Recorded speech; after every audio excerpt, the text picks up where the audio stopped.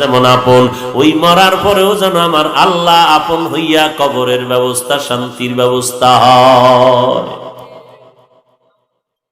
ওই কোরআনের ঔষধ ব্যবহার করো রে গোলাম। সমস্ত রোগীদের রোগের ঔষধের নাম কোরআন। সেবন করবেন কেমনে? পেটে ব্যথা, মাথা ব্যথা, আপনি ফার্মেসিতে গিয়া ঔষধ কিনলেন, লিকুইড কিনলেন, বোতলের গায়ে লেখা আছে পেট ব্যথার জন্য এই বোতলের ঔষধ প্রযোজ্য। আপনি এক পাতা ট্যাবলেট নিলেন, মাথা ব্যথা ঠিক হয়ে যাবে। এক বোতল সিরাপ নিলেন, পেট ব্যথা ভালো হয়ে যাবে। আপনি এগুলো লেখা দেখা পণ্ডিতি কইরা বললেন আমি কারো কাছে যাব না, যেহেতু এই ট্যাবলেট সেবন করলে, এই বোতলের ঔষধ সেবন করলে পেট ব্যথা, মাথা ব্যথা চলে যাবে, অতএব কাউকে আর জিজ্ঞাসা করার দরকার নাই। আপনি একা একা চালাকি করে ঔষধ নিয়ে বাড়িতে গেলেন, আর বললেন ম্যাডাম খানাটা রেডি কর, বিছনাটাও টাইট করে দে, এমন ভাবে খায়া শুয়া পড়ুম, সব বোতলের সিরাপ একত্রে মুখের মধ্যে দিবি, 10টা ট্যাবলেট একসাথে মুখের মধ্যে দিয়া দিবি, কারণ আমার পূর্ণ ইয়াকিন আর বিশ্বাস হয়ে গেছে এই ঔষধ আর ট্যাবলেটে যেহেতু মাথা ব্যথা, পেট ব্যথা ভালো হবে, অতএব আমি একত্রে খেয়ে শুয়ে থাকবো, আর কোনো টেনশন নাই। এবার ম্যাডাম যদি কয় ডাক্তারের পরামর্শ কেন নাও না, বলে নেওয়ার কি দরকার, এই সিরাপেই তো পেট ব্যথা ভালো হবে, আবার কেন পরামর্শর দরকার? ম্যাডাম কয় তুমি তো বুঝলা না, ওই ডাক্তারের পরামর্শ কখন তুমি কয়টা ট্যাবলেট খাবা এইটা তো প্যাকেটের গায়ে লেখা নাই। ও বান্দা, আল্লাহ কোরআনে বলছে নামাজ কায়েম করো, কয়টা রুকু দিবা, কয়টা সেজদা দিবা, কোন জায়গায় সুবহানা রাব্বিয়াল আ'লা বলবা, সুবহানা রাব্বিয়াল আযীম বলবা, নামাজ কায়েমের কথা কোরআনে আছে। বান্দা, কোরআন হলো তোমার জন্য ঔষধ। এই ঔষধগুলো সকালে কেমন করে সেবন করবা, এই ঔষধ বিকেলে খানার আগে না পরে সেবন করবা, মাগরিবের পরে না আগে সেবন করবা, এটা নিজে নিজে পণ্ডিতি করলে পারবা না। এই ঔষধের নিয়ম কানুন মতো যদি সেবন করো লাভ হবে। আর এই নিয়ম কানুন বাতাইয়া দিছেন আমার মদিনার নবী। নবী নাই কিয়ামত পর্যন্ত, নবীর দেওয়া প্রেসক্রিপশনটা বুঝায় দিবে ওয়ারাসাতুল আম্বিয়া আহলে হক ওলামায়ে কেরাম। এখন যেই মূর্খ পণ্ডিত বলে আমার কোনো পীর মুরিদি লাগে না, আমার কোনো আলেম ওলামা লাগে না, আমার কারো কাছে যাওয়ার দরকার নাই, আমি কোরআন হাদিস নিজে নিজে পড়িয়া সামনে আগাবো, লেখে রাখ তোর ধ্বংস ছাড়া কোনো পথ নাই। কারণ সাহাবায়ে কেরামের থেকে কোরআন বুঝনেওয়ালা আর কে আছে? এত বেশি কোরআন বুঝতেন, এত বড় আলেম, এত বড় মুত্তাকি, এত বড় মুহাদ্দিস, এত বড় মুফতি সাহেব, এত বড় মুফাসসির হওয়ার পর আমার নবীকে দেখা দেখা সাহাবায়ে কেরাম আমল করছেন কি করেন নাই? কোরআন হাদিস থাকার পরেও সাহাবায়ে কেরাম আল্লাহর নবীকে দেখে দেখে আমল করেছেন। আবার তাদের পরে তাবিন, তারাও কোরআন হাদিস শিখার পরে, বুঝার পরে, জানার পরে এরপরও সাহাবায়ে কেরামদের দেখে দেখে দেখে দেখে আমল শিখছেন। এই রকম আস্তে আস্তে আমাদের পর্যন্ত নবী কয় ও উম্মতেরা, যখন আমি দুনিয়ার মধ্যে থাকবো না, আমার একদল বাহিনী থাকবে কিয়ামত পর্যন্ত, এদের দেখে দেখে তোমরা কোরআন হাদিস বুঝবা আর আমল করবা। ওই বাহিনী কারা? আমি নবী বলে গেলাম। ওই বাহিনীর নাম হলো ওয়ারাসাতুল আম্বিয়া, নবীর ওয়ারিস। তারা কারা? তারা হলেন আহলে হক উলামায়ে কেরাম। আহলে বাতিল না, কি আহলে হক। যারা উম্মতের সামনে বলে তাবলীগ ভালো না, মূলত তারাই ভালো না। যারা উম্মতের মাঝে বলে চরমনাইজ ভালো না, জিকির ভালো না, বুঝতে হবে তারা আহলে বাতিল, তারা ভালো না। যারা বলবে দেওবন্দি কওমি ভালো না, উম্মতের মাঝে প্রমাণ হলো তারা নিজেরাই ভালো না, তারা আহলে বাতিল। এতদিন কইতো ডাক্তার জাকির নায়ক আমগো মাথার মুকুট, এখন তারাই বলে ডাক্তার সাহেবের মাথা খারাপ। বলে কেন?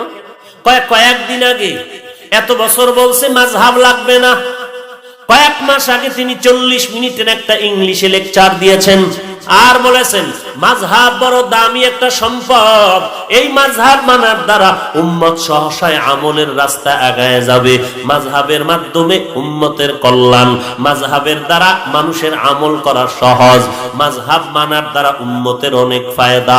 এখন আবার তাদের মুখে শোনা যায়, বলে ডাক্তার সাহেবের মাথা খারাপ। আমরা আগেও যেমন ছিলাম এখনো তেমন আছি, আগেও গালি দেই নাই, এখনো কাউকে গালি দেই না। কেন?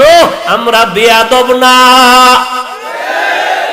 কারণ আমরা কোরআনে পড়ে দেখছি গালি দেওয়া হারাম, হাদিসে পেয়েছি গালি দেওয়া হারাম। এরপর দুই একটা কথা যদি কথার ফাঁকে দিয়ে অনিচ্ছা সত্ত্বেও বের হয়ে যেতে পারে, কারণ 2 ঘন্টা বয়ান করি, 1 ঘন্টা 1.5 ঘন্টা বয়ান করি, একটার পরে একটা, একটার পরে একটা, একটার পরে একটা। এমপি সাহেব বক্তব্য দিতে যায়, প্রধানমন্ত্রী মহোদয় বিশাল এক সেমিনারে বক্তব্য দেয়, দলের নেতা আমির, দলের সভাপতি যখন বক্তব্য দেয়, রাজনৈতিকভাবে তার উপদেষ্টা যারা, তারা বক্তব্য সুন্দর করে লিখে দেয়। একটা কথা যদি আউলা জাউলা হয়, মন্ত্রিত্বের ইমেজের উপরে, ইজ্জতের উপরে আঘাত আসবে। অথচ আমরা যখন কোরআন হাদিস নিয়ে বয়ানে বসি, হাজারো লোক মানুষের মধ্যে থাকে, কত কোয়ালিটির মানুষ, আওয়ামী লীগ নাই, বিএনপি নাই, দলাদল নাই, সব দলমত নির্বিশেষে বসা থাকে, একটার পরে একটা কথা সাজাইয়া সাজাইয়া লেখিয়াও তো লই নাই, এই কথাগুলো ব্রেনের মধ্যে একের পর এক সাজানো নাই। আমার মাওলার রহমত ছাড়া তো এগুলো সম্ভব না। এরপর 2 একটা কথা যদি উল্টা হয়ে যায়, অনর্থক যদি একটা কথা ইচ্ছায় বের হয়ে যায়, উম্মতেরও ক্ষমার দৃষ্টিতে দেখা দরকার। আর আমরা তো এমনিতেই বারবার বলি, মনে কষ্ট নিবেন না, আল্লাহর ওয়াস্তে ক্ষমা করে দিবেন।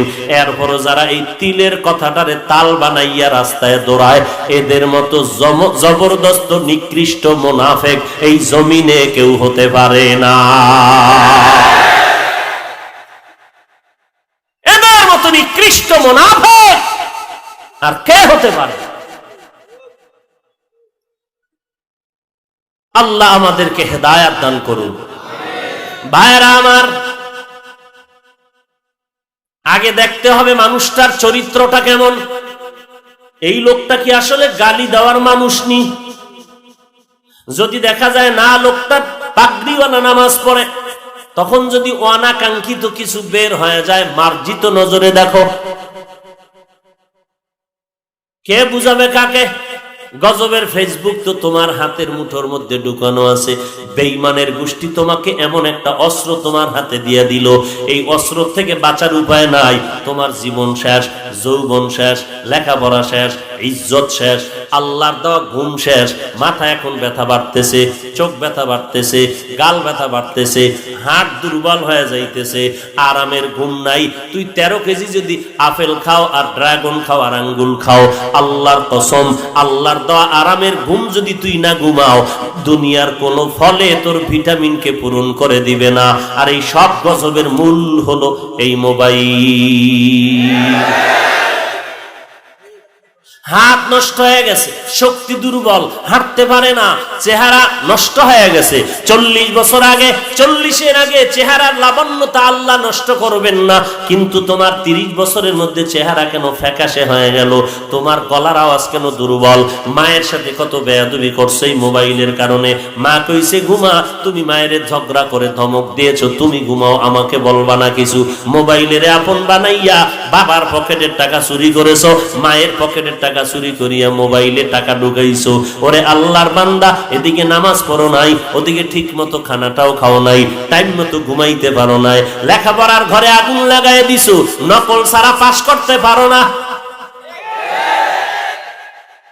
এরপরে কত বড় বড় আল্লাহওয়ালারে গালি দিয়া নিজে খামোখা কবিরা গুনাহগুলো আমলনামায় জমা করতেছো। অথচ যদি একদিন তোর মায়ের কইতি, মা আমি চরমনাইরে গালি দিছি, বলো তো কেমন লাগছে? যতই খারাপ হও না কেন, আমার ঘরের এমন কোন আম্মা জান নাই তোরে বলবে যে তুই কোন হুজুরের গালাগালি কর, তোরে বলবে তোর পায়ে ধরেছি, পারলে ভালো হইয়া চল, তবে কোন আল্লাহওয়ালা আলেম ওলামার বিরোধিতা করিয়া কপালটারে পুরিস না। লজ্জা না থাকলে ওই নির্লজ্জকে বুঝাবে কে? এজন্য ১৫০০ বছর আগে রাহমাতুল্লিল আলামিন বলেছেন, লা ঈমানা লিমান লা হায়া আলা, যার লজ্জা নাই তার ঈমান নাই। অযুবক আল্লাহর গোলাম, সব ছাড়ো, কি এর শরম নাই, তাবলীগ কওমি সব বাদ, আসছি কিন্তু সবাই এক। শুধু আপনাদের এই এলাকার মানুষ আসছিল দুনিয়াতে লুঙ্গি পরে, হ্যাঁ? তাহলে তোমার আমার আশাটাও এক, তোমার আমার বিদায়টাও হবে একই কোয়ালিটিতে। জানাজার সিস্টেমও এক, কাফনও এক, কালারও এক, কবরের সাইজও এক, কবরের ভেতরের ৩টা প্রশ্ন এক। তোমার আমার আল্লাহ এক, তোমার আমার নবী এক, তোমার আমার কোরআন এক, তোমার আমার হাদিস এক, তোমার আমার কাবা এক। বলো তুমি আমি এই মাঝখানে বসে এত চালাকি কেন করতেছি? ওই কবরে যাওয়ার পর সাদা কাফনের মধ্যে যখন তোমারে ঢুকাইয়া দিবে, তখন কিন্তু ভেদাভেদ থাকবে না, কে বক্তা কে শ্রোতা, কে শিক্ষক কে ছাত্র, কে ইমাম কে মুক্তাদি, কে পীর কে মুরিদ, কে ধনী কে গরিব, কোনো ভেদাভেদ নাই। ওই কবরে যাওয়ার পর তুমি পীর না মুরিদ কোনো দরকার নাই, প্রশ্ন করা হবে না।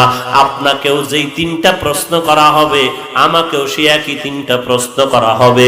রবের পরিচয় দাও, ধর্মের পরিচয় দাও, রাহমাতুল্লিল আলামিনের পরিচয় দাও। তখন জিগাইবনি কোন দলের মাস্তান আছি, জিগাইব কোন পীরের মুরিদ। ৩ প্রশ্নের জবাব ঠিক কইরা কবরে যাও। কোন দলে তোমার যাওয়ার দরকার নাই, তোমার দলপতির কি উপায় হবে এই চিন্তা করো, তোমার পীরের কি হালাত সেই চিন্তা করো। আহা ও যুবক ভাই, আমিও তো তোমার মতো যুবক, বাদ দাও আমারে।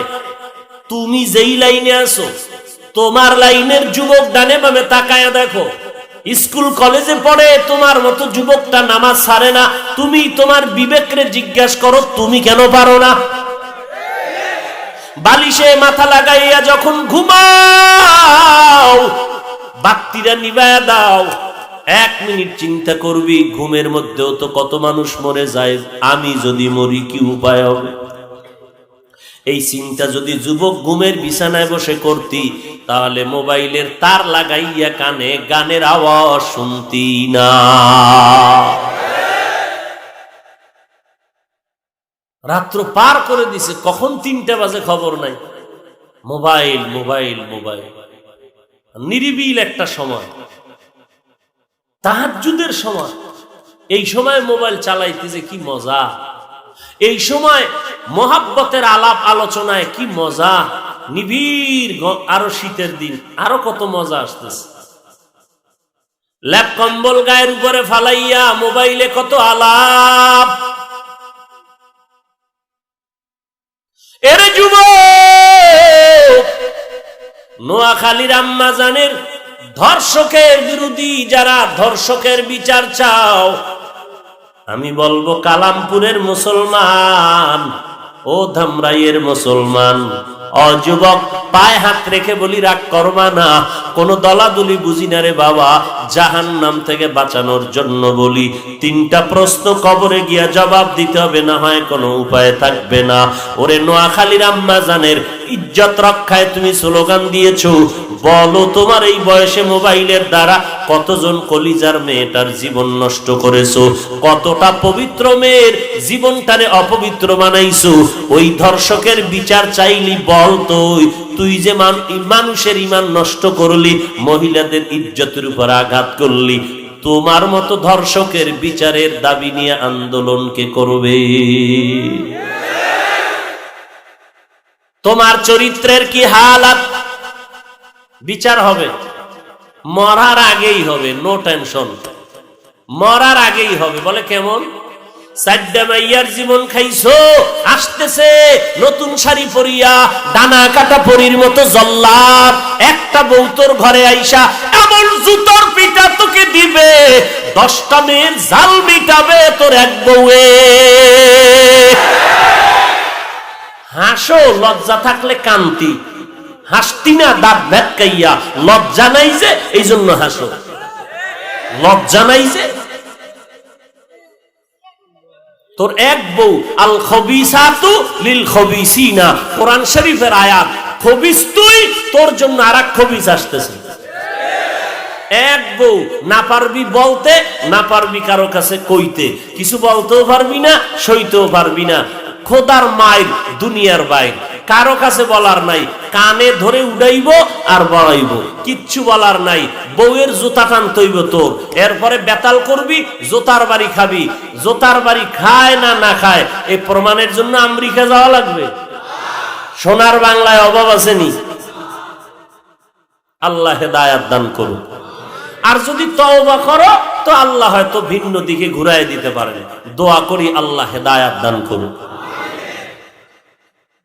এই মোবাইল, লেখাপড়া শেষ, জীবন শেষ, যৌবন শেষ, ঈমান শেষ, আকীদা শেষ, নামাজ শেষ, সব ধ্বংস করে ফেলেছে চূড়ান্ত ভাবে। 24টা ঘন্টা এই মোবাইল নিয়ে ব্যস্ত। আহা, ওয়া নুনাজ্জিলু মিনাল কুরআনি মা হুয়া শিফা। মদিনার নবী বলেন, দুইটা জিনিস আঁকড়াইয়া ধর। মহাপ্রলয়ঙ্কারী ঝড় যদি তোমার পার্শ্বে আসে, তোমার কোনো বিপদ আসবে না, ক্ষতি হবে না। ঘরের মধ্যে আগুন লাগছে, সব পুড়িয়া ছাই হয়ে গেছে, আল্লাহর কোরআন আগুন লাগে নাই। ওই কোরআন সিনায় ঢুকা, ওই কোরআনে চুমা খা, ওই কোরআনটা খুলিয়া তাকাইয়া থাক। ওই কোরআন যদি খুলিয়া শুধু তাকাইয়া দেখো, আল্লাহর শপথ, তাতেও তোমার সওয়াব। শুধু কোরআন তাকায় দেখবেন, তাতেও সওয়াব। পড়বেন, আরো সওয়াব।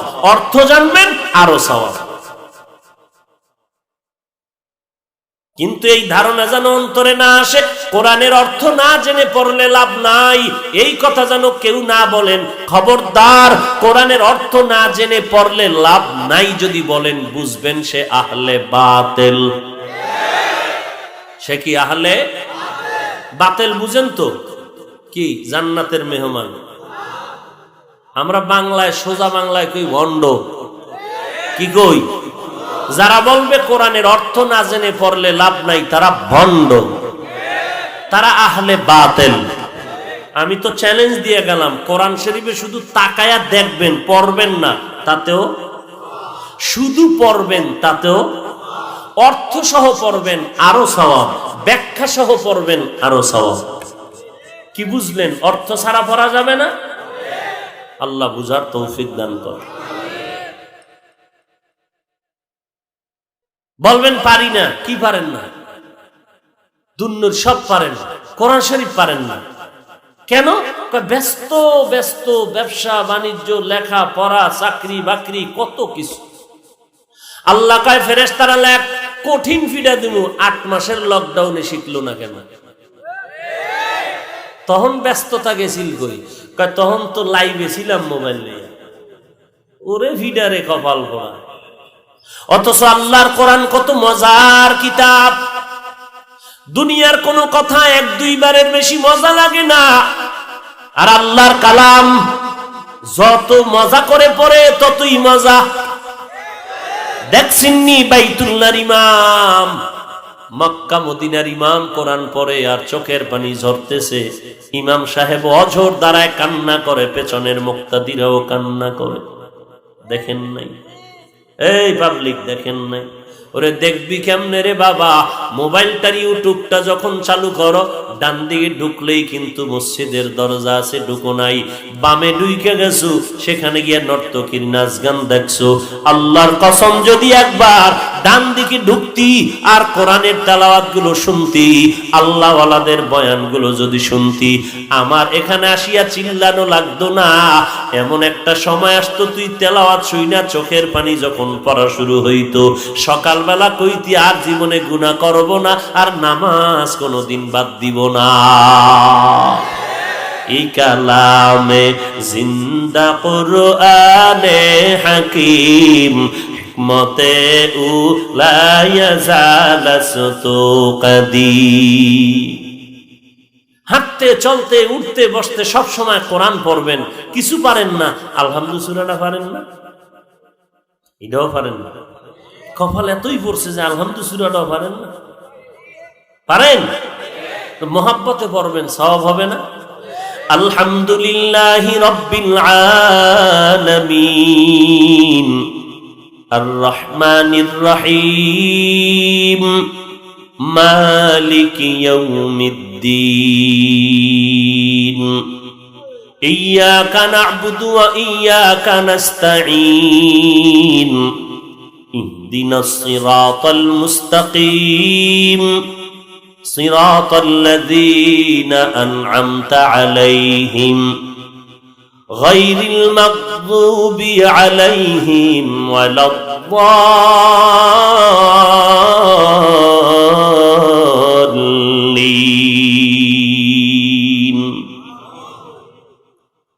এক একটা অক্ষর পড়বেন 10 নেক। সুবহানাল্লাহ আয় না? এরপরে যদি কেন এত লম্বা সূরা পারি না, তাহলে কুল হুয়াল্লাহ সূরাটা পড়েন। যদি বলেন তাও পারি না, তাহলে ইন্না আ'তাইনা পড়েন। যদি বলেন তাও পারি না, একান্ত যদি কিছুই না পারেন, সব সময় বিসমিল্লাহর আমলটা করেন। বিসমিল্লাহির রহমানির রহিম এটা পড়তে থাকেন। 19টা অক্ষর আছে, মোহাব্বতে পড়বেন। জাহান্নামের 19 জন ফেরেশতা থেকে আল্লাহ হেফাজত করবেন। এরপরও যদি কোনো বাঙালি কও আমি বিসমিল্লাহও পারি না, তুমি বিসমিল্লাহ বাদ দিয়া কচু গাছের সাথে তাড়াতাড়ি রশি লাগাও। নির্লজ্জ আর বেহায়ারে কে বুঝাবে যে বিসমিল্লাহটা পর্যন্ত তুমি মুসলমান নবীর উম্মত শিখলা না? আল্লাহর কোরআনের তেলাওয়াত, ইন্নামাল মুমিনুনা আল্লাযীনা ইযা যুকিরাল্লাহু ওয়াজিলাত কুলুবুহুম ওয়া ইযা তুলিয়াত আলাইহিম আয়াতুহু যাদাতুহুম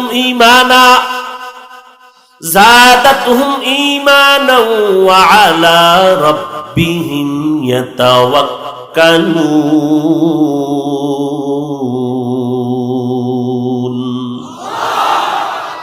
ও যুবকেরা, ঘুম আসতেছে না? এক চান্দু তো ফজরের আগে ঘুমাবি না।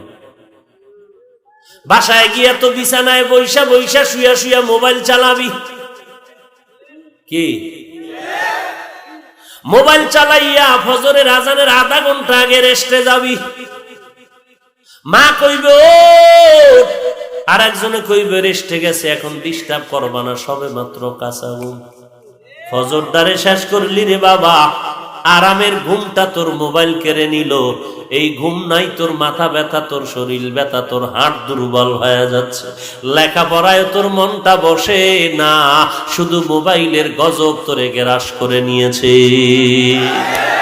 আজকে হয়তো তুই মনে মনে আমারে গালি দিবি, কিন্তু এক সময় বুঝে আসবে, আফসোস করিয়াও সেদিন আর তালাশ করে পাবি না।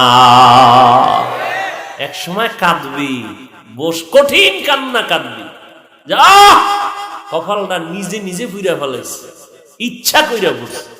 আম্মায় ডাকছিল, কত হুজুরেরা বলছিল, তখন বকা দিয়েছি। হুজুরেরা বোঝে কোন কসু, হুজুরদের কথা শুনে লাভ আছে? এরা দুনিয়ার খবর টবর জানে।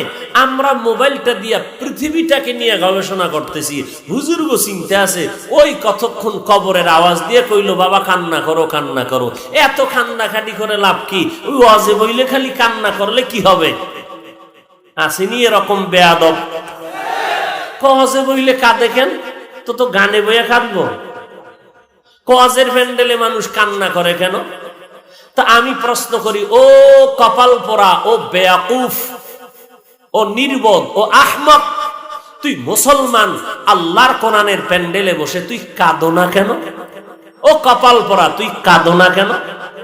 তোর কপাল এত পুরলো কেন? তুই কান্না করো না কেন?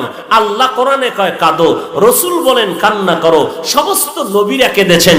সাহাবায়ে কেরাম 10 জন সাহাবা জান্নাতের গ্যারান্টি কাঠ পাইয়া মৃত্যু পর্যন্ত কেঁদেছেন। সমস্ত আল্লাহওয়ালারা কান্না করেছেন। তুমি মুহাব্বতের রসুলের উম্মত হয়ে কাঁদো না কেন? মোনাজাতে ডানে বামে কাঁদতেছে, তোমার চোখে কেন পানি নাই? নিশ্চিত তুমি কপাল পোড়া। তুমি প্রশ্ন করো ওয়াজে কাঁদে কেন না? ওই মক্কা মদিনার ইমামের কোরআন তেলাওয়াতে পিছের মুক্তাদিরা শুধু তেলাওয়াতে যদি কাঁদে, এবার বুঝ, কোরআনের অর্থর দিকে খেয়াল করে যদি কেউ জাহান্নামের আযাবের ভয় ধ্যান করে, ওই লোক তো বুক ফেটে চিল্লাইয়া মরে যাওয়ার কথা। লোকটা কাঁদতেছে ওয়াজের প্যান্ডেলে, কেন? টাকা হারাইছে। এই যুবক, কথা ক, মরবি না? তো আমি যদি সত্যের পথে থাকি, সততার পক্ষে থেকে মরবি। মুনাফিকি করো কেন? পৃথিবীতে 801 দিন, যাবি একদিন। এই ধান্দাবাজি করে কি লাভ? বালিশে মাথা লাগায় চিন্তা করবি, রেজাল্ট বের হয়ে যাবে। ওয়াজের প্যান্ডেলে যেই লোকটা কাঁদতেছে, টাকা হারাইছে এই জন্য কাঁদে, অবশ্যই দেখবি ওই ব্যক্তি বয়ানের মধ্যে কাঁদতেছে, হয়তো গুনার ভয়ে জাহান্নামের বয়ান চলতেছে, ওই কঠিন চিন্তায় পড়ে কাঁদতেছে। তুই সমালোচক, সমালোচনা করো, তোর দাড়ি নাই, টুপি নাই, নামাজ নাই, পর্দা নাই, তুই সমালোচনা করলে কি হবে, না করলে তার কি হবে? আর ওই যে লোকটা কাঁদতেছে, চিল্লাইতেছে, ওর দাড়ি আছে, টুপি আছে, পাগড়ি আছে, গালি দেয় না, বেপর্দায় চলে না, গান শুনে না, হারাম খায় না, 5 বেলার নামাজ তাকবীরুল্লাহর সাথে আজানের আগে মসজিদে বলে, ওই ব্যক্তির সমালোচনা তুই করো না, জানো কপাল বাকিটুও তুই পুড়ে ফেলেছ। হেদায়েতের মালিক আল্লাহ। কথা এগুলো মুখস্থ করে আসি নাই তো, আল্লাহ জবান থেকে বের করতেছেন, এগুলো বলতেছি। মনে করি এতটুকু যে ইখলাস নিয়ে বলছি, যেই কথাগুলো এখানে উম্মতের ফায়দা হবে, ওই কথা আল্লাহ হয়তো বলাচ্ছেন। অত সবার উপকার হবে না। কেউ বের হয়ে সমালোচনা করতে করতে বাড়ি যাবে, আর কেউ কান্না করতে করতে যাবে, না জীবনে বহু অপরাধ করেছি, আর না। এরে যুবক আল্লাহর গোলাম, আকাশচুম্বী আলোচনার কোন সীমানা নাই। বয়ান করি আর বয়ান শুনি, সব কিছুর মাকসাদ, তাবলীগ বলো, পীর মুরিদি বলো, সব কিছুর মাকসাদ একটাই, আল্লাহর বান্দাগুলো যেন জাহান্নাম থেকে বেঁচে জান্নাতের রাস্তায় উঠে যায়। টুপি নাই টুপিওয়ালা হবে, দাড়ি নাই দাড়িওয়ালা হবে, পর্দা নাই পর্দাওয়ালা হবে, নামাজ নাই নামাজওয়ালা হবে। এটাই আমাদের বক্তাদের বয়ানের মূল টার্গেট। আল্লাহর কাছে আমার জবানের হিসাব দেওয়া লাগবে, কণ্ঠের হিসাব দেওয়া লাগবে। ও যুবক, তোমার বিবেক নামের আদালতে একটু প্রশ্ন করে যাই, এই জমিনে তুমি কিসের বাহাদুরি দেখাও? কিসের দলের বাহাদুরি, ক্ষমতার বাহাদুরি, রক্তের গরম? তোমার আমার থেকে পৃথিবীর শ্রেষ্ঠ বড় বাহাদুর নমরুদ, ফেরাউন, সাদ্দাত, কারুন, হামান, এত বড় বাহাদুর ছিল। 40 বছরে ফেরাউনের কোনোদিন অসুস্থতা আসে নাই। এত বড় বাহাদুর সেই ফেরাউন, বলো সেই ফেরাউন আল্লাহর কাছে দামি? ওই ফেরাউন দুনিয়ার মানুষের কাছে দামি? বলো সেই ফেরাউন কোথায়? মাটির নিচে। কোথায়? কোটি টাকার মালিক দেখো, অভাব হয় না দূর, গরিব ঘুমায় আরাম করে মনটা বাহাদুর। ফেরাউনের লাশটা দেখো মিশর জাদু ঘরে, খায় না মাটি পোকা মাছি সবাই ঘৃণা করে। হৃদয়ে থাকিবে যার নম্রতা সদা, রহমত আসিবে সেথা প্রভুর ওয়াদা। বড়র বড়াই থাকলে দিলে রহমত আসবে না, নিজেকে নিজে ছোট মনে করিও সদা। উঁচু জমিন থেকে পানি নিচু জমিনে যায়, তেমনি খোদার রহমত আসে নম্রতা হৃদয়। ভোগ বিলাসের বাড়ি গাড়ি পরে রবে সব, থাকতে সময় স্মরণ করো আল্লাহ আমার রব। এরে যুবক আল্লাহর গোলাম, ওই ফেরাউনের এত সম্পদ, এত ক্ষমতার বাহাদুরি, একটু গভীর ভাবে খেয়াল করে দেখো। ওই ফেরাউনের নাম দেখো, সারা দুনিয়ার মুমিন দূরের কথা, কোন বেঈমানের মধ্যে সারা জগৎ খুঁজে দেখো, ফেরাউন নামের একজন বেঈমান পাওয়া যাবে নি? যাবে? যদি কাউকে বলা হয় মাসে 1 লাখ টাকা দিব, তোমার নামটা মিস্টার ফেরাউন রাখো, রাজি হবেননি? হবে কোন বেঈমান? বাঙালি ওইতেও পারে, কারণ 1 লাখ টাকা তো কম না। এরে আল্লাহর বান্দা, এবার চিন্তা করো, ফেরাউনের এত টাকা ক্ষমতা, কিন্তু আজকে তার নাম কেউ নিতে চায় না, কোন বেঈমানেও তার নাম পছন্দ করে না। অথচ বিপরীতে আউলিয়ায়ে কেরাম, সাহাবায়ে কেরাম, আম্বিয়ায়ে কেরামের নাম কেউ নেয়নি। মাদ্রাসা তাদের নামে, সন্তানের নাম তাদের নাম। ভারতের হিন্দুদের দিলের মধ্যে প্রত্যেকের দিলে খাজা মঈনুদ্দিনের নামের মোহাব্বত। এটা টাকার দ্বারা হয় না, ক্ষমতার দ্বারা হয় নাই। এগুলো হওয়ার পিছনে কারণ আল্লাহর গোলামি, নবীর আদর্শ।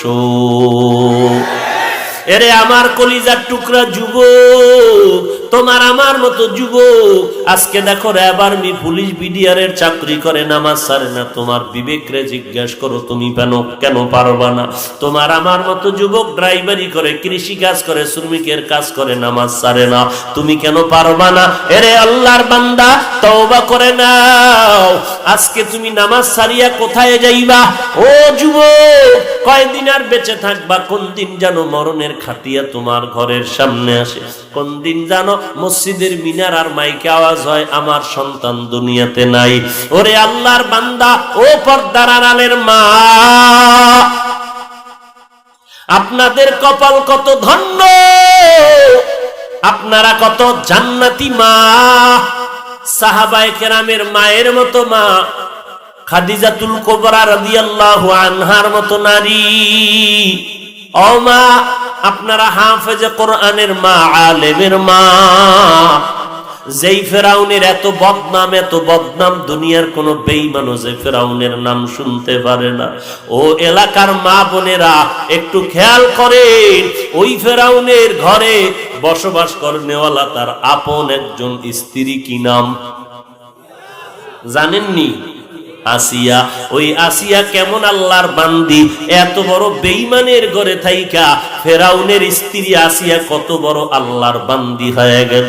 আমার মায়ার নবী যখন মেরাজে যায়, ওই কবর থেকে আল্লাহর নবী হঠাৎ জান্নাতের ঘেরান নাকে পাইলেন। জিবরাইল আমিন বলো, কোথা থেকে বেহেশতের ঘেরান পাওয়া গেল? জিবরাইল আমিন বলেন, পয়গম্বর, আসিয়া ফেরাউনের স্ত্রীর কবর থেকে জান্নাতের ঘেরান পাওয়া যায়। কিয়ামতের ময়দানে ওই ফেরাউনের স্ত্রী আসিয়া আপনার হবে কিয়ামতের ময়দানে জান্নাতের মধ্যে বিবি। আপনার স্ত্রী রূপে আল্লাহ আসিয়াকে বিবাহের ব্যবস্থা করে দিবেন। ওরে পর্দার আড়ালের মা, এত বড় বেঈমানের ঘরে, ফেরাউনের ঘরে আসিয়া যদি আল্লাহর বান্দি হইয়া কবরে যাইতে পারে, আমার নবীর স্ত্রী যদি কিয়ামতের ময়দানে হওয়ার ভাগ্য নিতে পারে, আম্মা জানেরা, আজকে যদি আপনি নামাজ পড়েন, আপনার স্বামী তো আপনারে বাধা দিবে না। আপনি কোরআন শিখলে আপনার স্বামী বাধা দিবে না। আপনার স্বামী যতই খারাপ হোক না কেন, ঘরের স্ত্রী নামাজ পড়লে একটা মদখোর স্বামীও বড় খুশি থাকে। ওরে পর্দার আড়ালের মা, মনটা কি চায় না একজন হাফেজে কোরআনের মা হইয়া কবরে যাবেন? অবৃদ্ধ বাবা জীবনে কি চায় না একজন আলেমের মা বাবা হয়ে কবরে যাবেন? মরণের পরে সন্তান আপনার জানাজার ইমাম হয়ে জানাজা পড়ায় দিবে। ও এলাকার যুবক, আজকে তোমার মতো যুবক ঢাকা বিশ্ববিদ্যালয়ে লেখাপড়া করে, জাহাঙ্গীরনগর বিশ্ববিদ্যালয়ে লেখাপড়া করে, মাথায় পাগড়ি, লম্বা দাড়ি, মনে হয় যেন কোনো একটা মাদ্রাসার বড় মুহাদ্দিস সাহেব। অথচ স্কুল, কলেজ, বিশ্ববিদ্যালয়ে পড়িয়াও যদি নামাজ পড়ে পাগড়ি পড়তে পারে, তুমি কেন পারবা না রে বাবা? পায়ে হাত রেখে বিনয়ের সাথে বলি, জীবনে যা করছো এখন তওবা করে নাও। চোখ বন্ধ করে চোখের পানি ছেড়ে কাঁদো। কালকে যদি তুমি ঘুমের ঘরে মারা যাও, সকালবেলা তোমার মা আইসা চিল্লায় বলবে, তোরা কে থায়